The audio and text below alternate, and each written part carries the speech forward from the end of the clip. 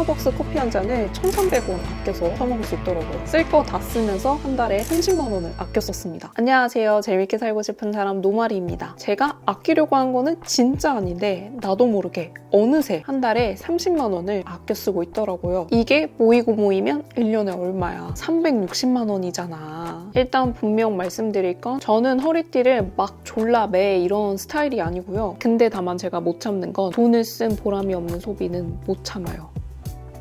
포인트는 불필요한 지출은 막대, 생활이 피폐하지 않을 것. 이것이 바로 저의 소비관입니다. 직장인이자 1인 가구인 저의 생활비 전략 팁 15가지를 가지고 왔습니다. 들어가기 전에 돈을 아껴주는 영상이니까 좋아요와 구독 한 번씩 부탁드릴게요. 각 항목당 얼마를 아끼는 거는 지극히 저의 생활에 맞춰져 있습니다. 첫 번째, 배달 음식 시켜 먹으세요. 단, 나눠서. 1인 가구라면 배달 최소 금액을 맞춰야 하니까 음식을 좀 더 시키게 되잖아요. 그래서 저는 본 메뉴랑 사이드 메뉴 이렇게 시키는데 당연히 남아요. 그래서 먹기 전에 소분을 해서 두세 번에 나눠서 먹을 수 있을 정도로 소분을 합니다. 그러면 한 끼에 2만 원인 밥도 2번 나누어서 먹으니까 10,000원이 되는 거죠. 두 번째, 스벅 치킨은 제 값에 먹지 않습니다. 정가 주고 사 먹기 아깝잖아요. 니콘, 네콘이라는 어플을 쓰면은 프랜차이즈 기프티콘을 정가보다 싸게 구매할 수 있습니다. 커피, 베이커리, 아이스크림, 패스트푸드, 영화 없는 것 빼고 다 있고요. 필요할 때 구매해서 사용을 하시면 됩니다.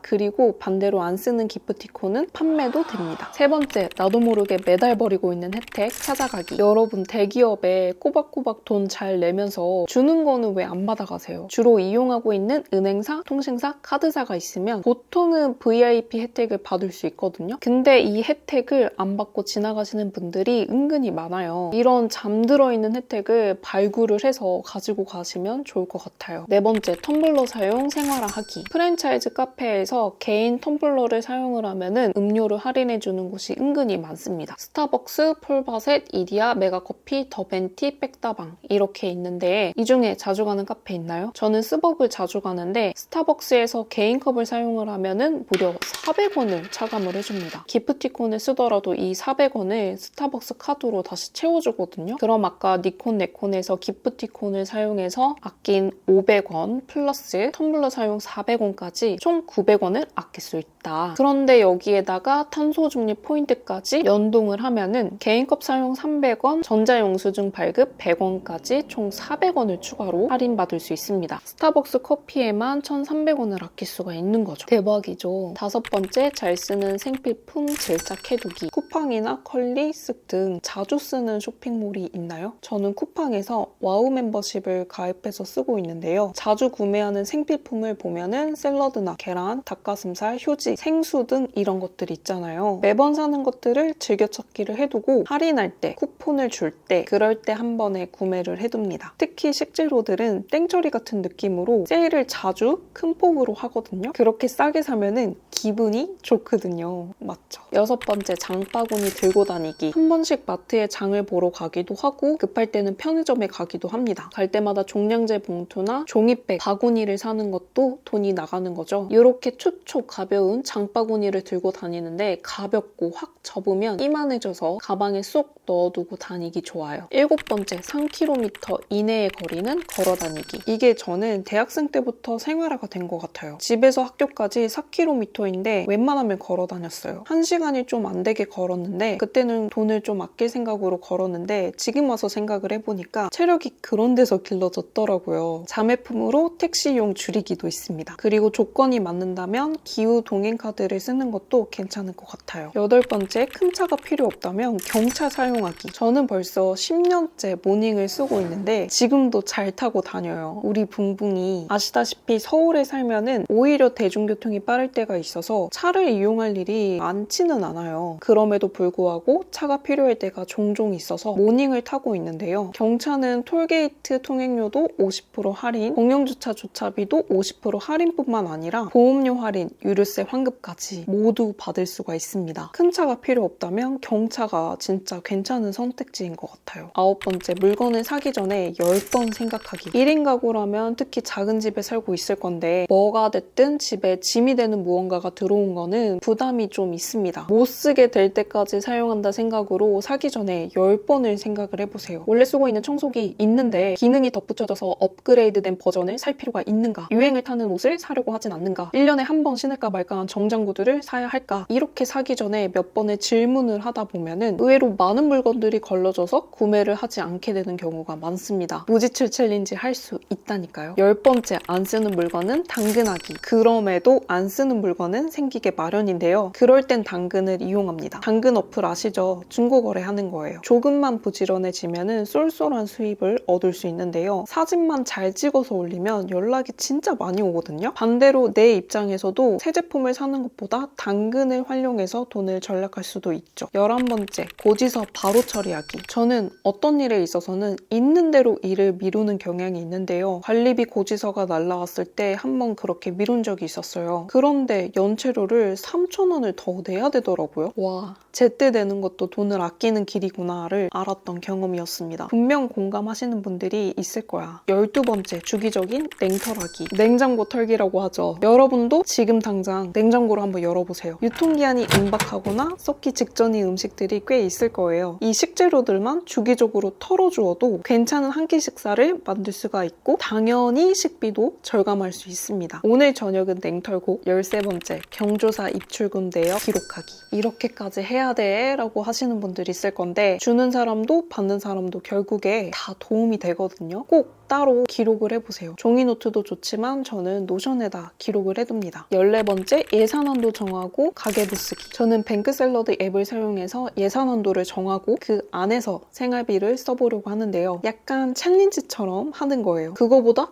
넘게 쓸 수도 있지만 한도가 있냐 없냐에 따라서 소비 씀씀이가 달라지기 때문에 목표를 정해두는 게 좋아요. 15번째, 생활비 체크카드 쓰기. 가계부를 쓰는 거 당연히 좋은데 나는 그것까지 절대 못 쓸 성격이다 라고 하면은 생활비 통장을 구분하고 체크카드를 쓰면은 소비가 자연스럽게 조절이 됩니다. 저는 그래서 몇 년째 체크카드를 잘 애용을 하고 있어요. 여기까지 저의 생활비 전략하는 팁을 소개해드렸습니다. 정리하면서 솔직하게 저도 이렇게 많이 전략하고 있는지 몰랐거든요. 한 달에 30만 원이라니 저도 놀랐어요. 근데 사실 제가 제일 기대하는 건 여러분들의 노하우예요. 댓글로 꼭꼭 자신만의 팁을 공유해 주시면 감사하겠습니다. 그럼 오늘도 영상 끝까지 봐주셔서 감사합니다. 그럼 안녕.